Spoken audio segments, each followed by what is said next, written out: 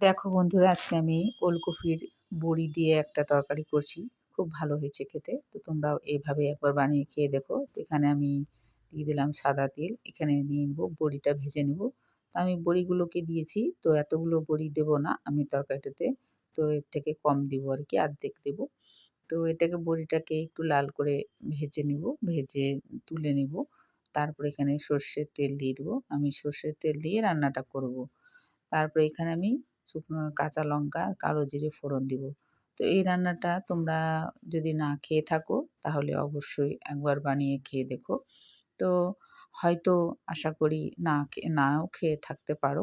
তো যারা খাওনি তারা তাদের কাছে তো একেবারেই নতুনত্ব। তো তোমরা একবার ট্রাই করে দেখো, খুবই ভালো হয়। তো একটা ওলকপির গন্ধ থাকে না? সেই গন্ধটা থাকে না। তো দেখো কীভাবে বানাচ্ছি। এখানটা আমি কাঁচা লঙ্কা দিয়ে দিলাম। তোমরা যেরকমভাবে ঝাল খাবে সেইভাবে কাঁচা লঙ্কাটা দেবে। তো এখানে কালো জিরে দিয়ে দিলাম। তো তেল আমি কম দিয়েছি, তোমরা আরেকটু বেশি দিবা।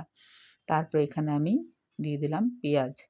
পেঁয়াজটা একটু বেশি করে দিও। আমি একটু বড় সাইজের আর একটা মাঝারি সাইজের পেঁয়াজ দিয়েছি। দিয়ে খুব ভালো করে একটু নাড়াচাড়া করব যখন নরম হয়ে আসবে। তারপরে এখানটা আমি দিয়ে দেবো এখানে ওলকপিটা। ওলকপিটা আমি কুড়িয়ে নিয়েছিলাম। তো ইসের মধ্যে গ্রেট যেরকম করে না সেভাবে সেটাতে আমি কুড়িয়ে নিয়েছি।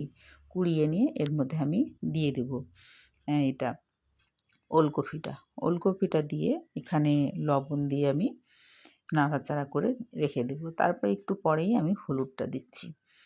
তো এভাবে কুড়িয়ে নিবা। আর এটা তো শক্ত হয়, তাড়াতাড়ি গলতে চায় না, সেজন্য আমি কুড়িয়ে নিয়েছি। তো রান্নাটাও খেতে ভালো হয়, যেহেতু বিনা মশলার তো খুবই ভালো হয় খেতে।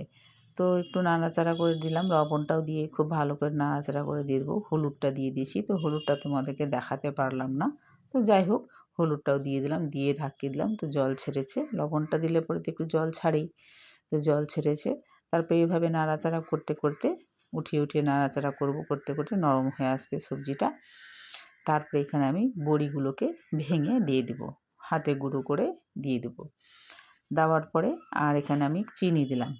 তো চিনি দেওয়ার পরে তারপর আমি এখানটায় দিলাম এই বড়িগুলো। বড়িগুলোকে হাতে একটু ভেঙে নিলেই হবে। তো আমি এভাবে ভেঙে দিয়ে দিয়েছি। দিয়ে চারিদিক দিয়ে এইগুলো কপিটাকে দিয়ে ঢেকে দেবো যাতে সেদ্ধ হয়ে যায়। সঙ্গে আমি কিছুটা এখানে ধনেপাতাও দিয়ে দিলাম। আরেকটু ধনেপাতা দিব, তো ওটা পরে দিব। তো প্রথমে ডাঁটগুলো ছিল, ডাঁটের সাইডের পাতাগুলোকে দিলাম।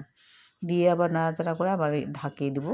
তারপরে আবারও ভালো করে নাড়াচাড়া করব। দেখো রান্নাটা খুবই ভালো হয়েছে। যদি ভালো লাগে লাইক, শেয়ার, কমেন্ট অবশ্যই করো।